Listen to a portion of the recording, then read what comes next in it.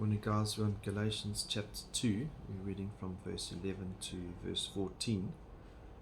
But when Cephas came to Antioch, I opposed him to his face because he stood condemned. And those are strong words of Paul's to Cephas, who is Peter. Peter being one of the founder apostles to the Jews. And amazing that there can be such conflict amongst them, and one has to ask, what is this conflict about? Why has Paul got such strong words to Peter?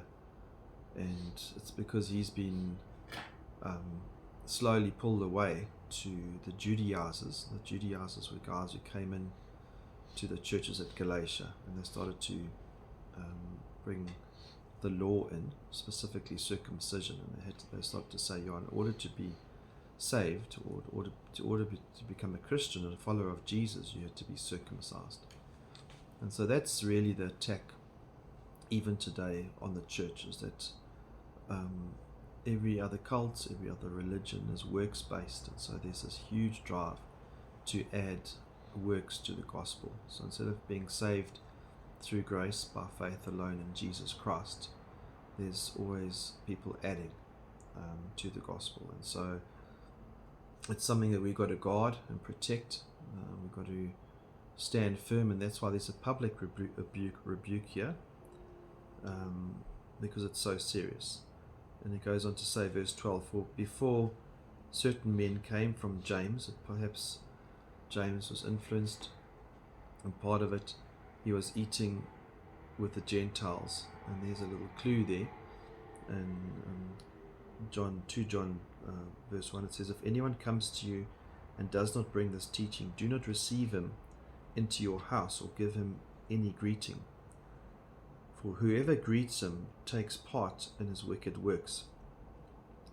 And so James, he was eating with the Gentiles. And so there's an aspect where if we allow the false teachers to come into our homes and we allow that doctrine, we're going to be influenced by that false doctrine. So when it comes to the gospel, we've got to guard it and protect our homes, and not allow this false teaching to come into the homes. It says he was eating with the Gentiles, but when they came, he drew back and separated himself, fearing the circumcision party.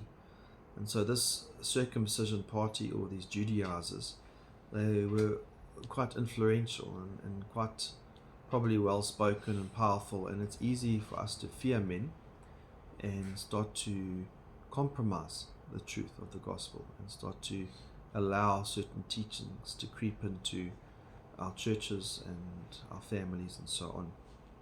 Verse 13, and the rest of the Jews acted hypocritically along with him, so that even Barnabas was led astray by their hypocrisy. And so this gangrene of teaching just starts to spread. And these are big names: Peter, Barnabas, in many churches. I mean, this is he's writing to a whole lot of churches here. Normally Paul was writing to specific churches, but this letter is addressed to many, because now this teaching had now spread, and people were starting to embrace this aspect of no, you must be circumcised. And so we don't have that doctrine today, but we have many doctrines that are adding to the gospel of faith alone.